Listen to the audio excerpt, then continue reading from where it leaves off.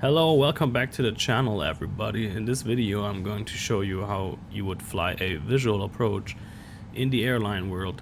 I myself am a Boeing 757 airline pilot, and today we're flying the Boeing 777 by PMDG simulations.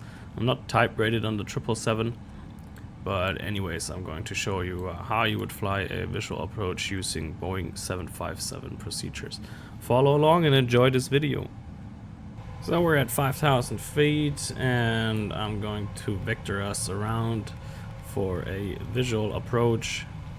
Usually when you fly a visual approach in the airline world, you would set up the ILS so you have a reference, especially if you're at an airport which has multiple runways like Chicago, and it could be confusing. An ILS definitely increases the safety margin by telling you that you are tracking down onto the correct runway. So usually you would set up the ILS if you have time for it, and that gives you good guidance for a visual approach as well. But today I wanted to show you just some good old basic flying, flight directors off, and just pitching down or flying down towards the runway environment and keeping a visual separation to other aircraft, and just be visual to the airport runway environment the whole time. Since today is like a beautiful day, no clouds, I just set up clear skies here in the sim, so I guess it's perfect for a visual approach. We should have some winds coming out the west, which just to help us with landing. We're landing runway 27 in Miami, long runway, got the auto brakes set, got the speed set for flaps 25, and I will talk to you guys shortly as soon as we're getting close for our base turn. So we're turning on a base leg here, 5,000 feet towards runway 27 in Miami for the visual approach, and usually you would take the ILS as a backup, or even tracking down the waypoints in LNAV, which would be definitely a safer option because you have a reference to the track, especially if you have multiple runways like in Miami, especially parallel runways where other aircraft will be landing parallel there at the same time. But for the sake of this video, I'm just going to do it visual, no help of the ILS, and we're not trying to use any of the waypoints in LNAV. So this white spot here is Miami Airport, so we could call the tower and tell them that we are a visual, and he would clear us for a visual approach. So of course I'm using here my navigation display as a reference to help me navigate close to the airfield. You see this white line, this dashed white line, which represents the extended track line of runway 27, and that obviously is going to be where we want to track towards it to establish ourselves with runway 27 here in Miami. You can also see here is the ILS, which is automatically tuned because I selected the ILS approach. So let me try just with a RNAV, yeah, just for the sake of this video. So now no more guidance from the ILS. I'm going to maneuver ourselves here into the proximity of the airport, and let's descend 4,000 feet.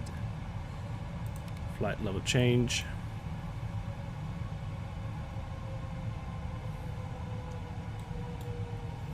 So throttle, flight level change, speed. I'm going to use flaps 1. Speed check flaps 1. Select the flaps 1 speed.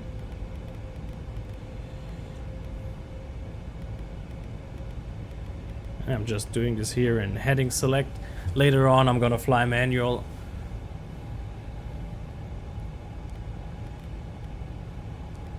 This is the airport. Obviously we want to be on 27, which is here on the left side.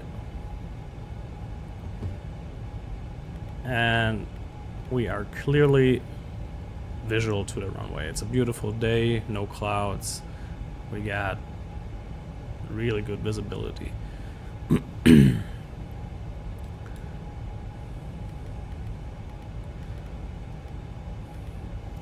So at this point I'm gonna fly manual. Speed brakes, so I don't have to do this later on. Autopilot off. Flaps 5. Auto throttle is still engaged.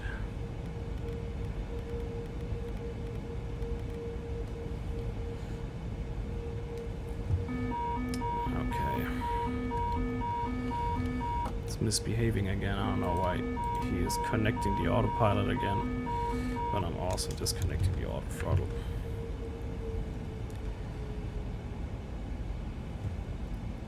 And now I'm just aiming towards the runway. Looks like that we are a little bit high at the moment. But in case you're flying visual to a runway, you want the runway at a fixed site so it doesn't move too much. And when it is at a fixed side picture, you should, or it should be a smooth descent towards the runway environment. I'm gonna take the gear down to help us slow down here.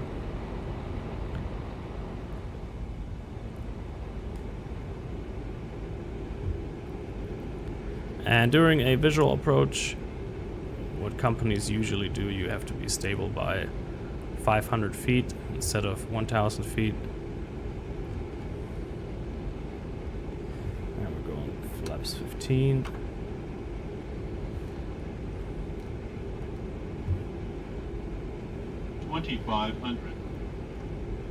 There we go, 2,500.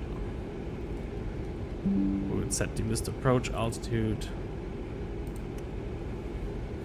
Oops, not the alternate gear. Flaps 20. You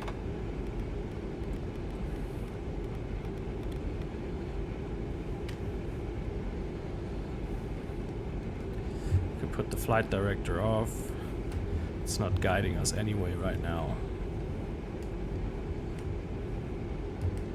Let's go. Flaps 25, final speed. It's like 149, alright. There we go. 1,500 feet. We still got time to be stable. Tracking towards the runway. Correcting here a little bit to the left.